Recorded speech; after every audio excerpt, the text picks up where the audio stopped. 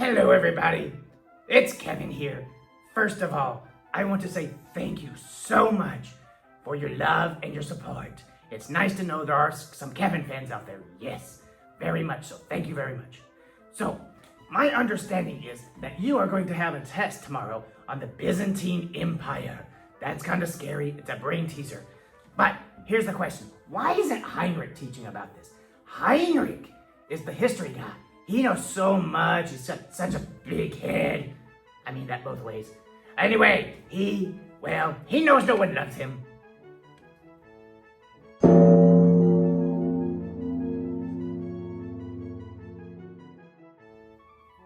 Poor guy. Anyway, but he and Booger both decided that maybe I could be the one to present this to you. So I'm going to do a quick, very quick, concise history of the Byzantine Empire. Ready? Okay. After the western half of the city of Rome, after the western half of the Roman Empire collapsed, the eastern side stood by itself. Now, after the western side of the Roman Empire collapsed, the east stood strong. In fact, it still was Rome. But the problem is, modernly, we see it as a different type of time era, so we call it the Byzantine Empire. Yes, we call it that because, Constantine had taken the city of Byzantium and moved the capital of Rome to that place and called it Constantinople. Now, Constantinople was the center of trade on the Silk Road. It was. So what happened? Well, what did happen? Let me look at my notes. Well, it grew so big. Eventually, we got a man named Justinian becoming the emperor, and he married a woman named Theodora. Theodora was a strong advocate for women's rights. Very different than today, but for then it was huge. So, Justinian took all the confusing Roman laws, and he conformed them into one big pile. A pile of laws.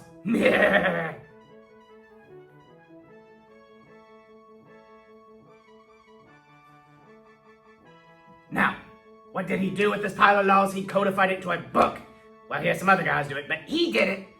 And they called it the Code of Justinian, or Justinian's Code.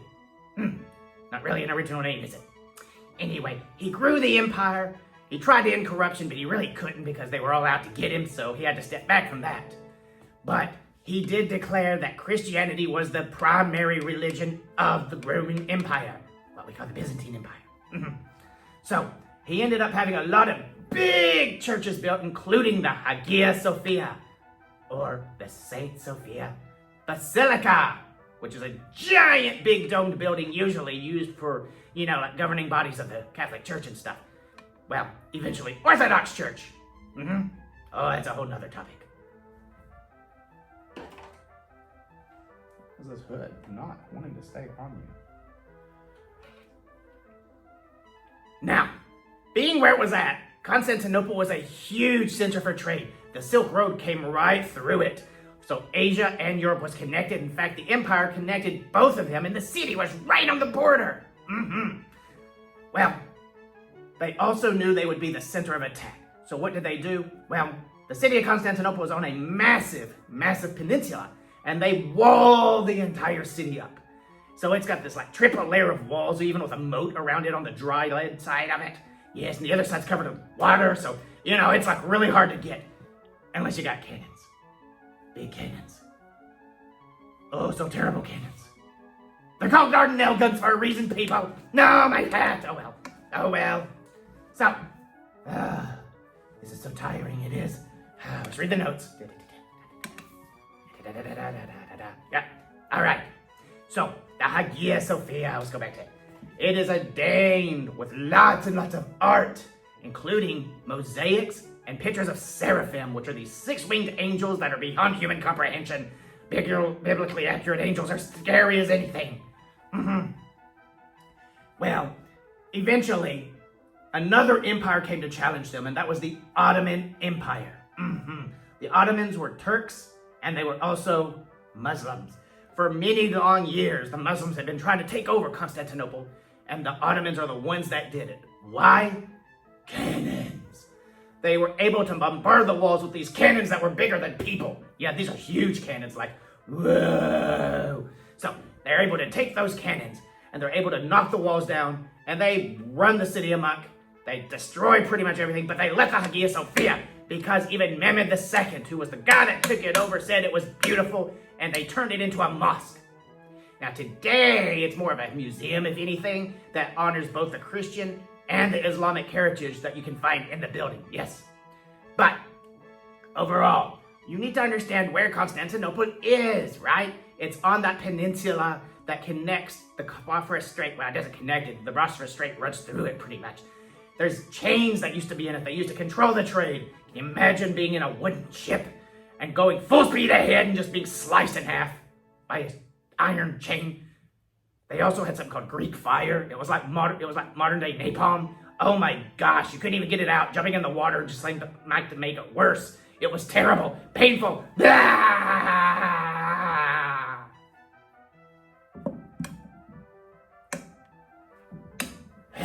Sorry, I got a little over myself. But anyway, everybody, just remember, make sure you rest well, study for the test. This piece of paper here is supposedly supposed to help you. I've been told that there's a podcast you can listen to, but if not, maybe this little bit will help you some. So be sure to rest and study, and have a very, very good night.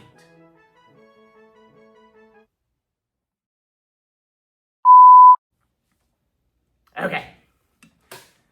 After the fall of Rome in the 400s, Constantine became emperor and he moved the capital to the west. That ain't right. Constantine became what is known as the first Byzantine emperor. He actually... No, let's not use that one. Are we ready? I am ready. Hello, everybody. This is me, Kevin. I'm back for once. It's been a long time. Thank you for your love and support. It turns out a lot of people really do love me. Thank you so, so much. Now, my understanding is some of you are going to have an assessment tomorrow. A test. So, I was talking with Booger and Heinrich, and we decided maybe I can help you study. Yes, me study.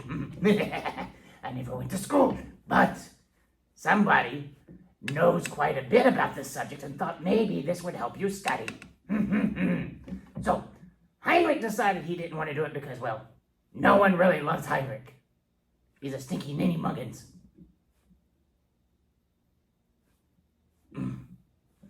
Anyway, so my understanding is you are going to have a test over the Byzantine Empire. And let me look at my notes. Well, that's a brain teaser. So, let me tell you what I know. So, when the Western Empire of Rome fell, what was left was the Eastern Empire. It was still Rome, but we modernly call that part of the empire the Byzantine Empire. Why do we call it that? Oh, right. The Emperor Constantine changed our... This is your...